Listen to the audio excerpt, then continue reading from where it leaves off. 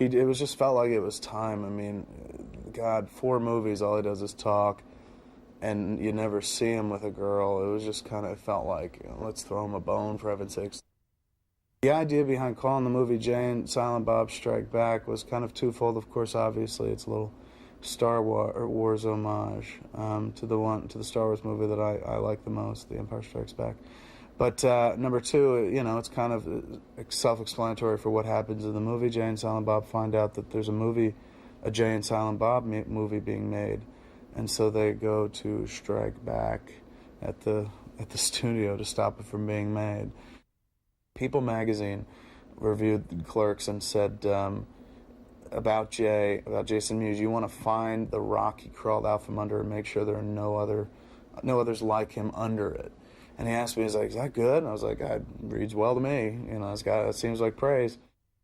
There are people that intellectualize Jay and Silent Bob, particularly Jay, as like the human id who just speaks without thinking.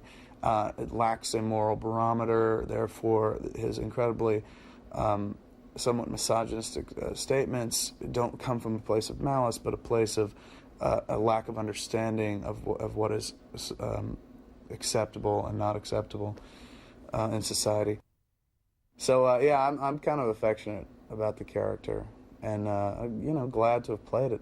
And it's weird to hear people talk about and refer to me as an actor, because I don't really act in the movies. I just do a lot of that, a lot of eye bulging and eye widening and quick takes and jaw dropping, really cartoonish. So much so to the point that Chris Rock referred to me as the white buckwheat. People have been asking me for years, why don't you do a Jay and Silent Bob movie? They're funny. They're the funniest part of your movies, to which I'm always stung. I'm like, really? The stoner jokes? But they're like, why don't you do a Jay and Silent Bob movie, man? That would be really funny. And I've always been like, yeah, how? There's 2 characters. One of them doesn't even talk. Jason Lee is Brody, because people in the fan base love that character, and they love Lee's performance. So that was kind of cool, the notion of returning to that after 6 years, because we made Mallrats back in '95. And it's weird, if you put on Mallrats and put on a scene from Jay and Bob Strike Back, Jason Lee hasn't really aged. It doesn't look different at all. It hasn't missed a beat. I called his cell phone and I said, Chris, I'm starting to write the next movie, and it's going to close out all the other movies you want in. He's going to put me in. Don't leave me out. I don't want to be the guy that's left out.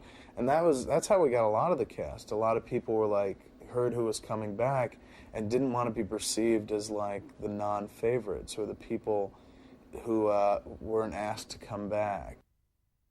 I have an idea. Do you want to come back as Holden? And Ben is a sucker for that part because it kind of put him on the map. So he was just like, are you kidding me? Is Joey coming back? And I was like, yeah, Joey is coming back. And he's like, I would love to do that. I love that character. But I'm almost sad to say, like, this is the last one, because you sit there going like, well, if that was fun, wouldn't another one be fun? We got the same exact people together and made the same exact movie, right down to the script, just copy the idea again, because that's what sequels do. But then I said, no, you know what, just try something else. It's time to stretch and do something a little different that doesn't feature these characters.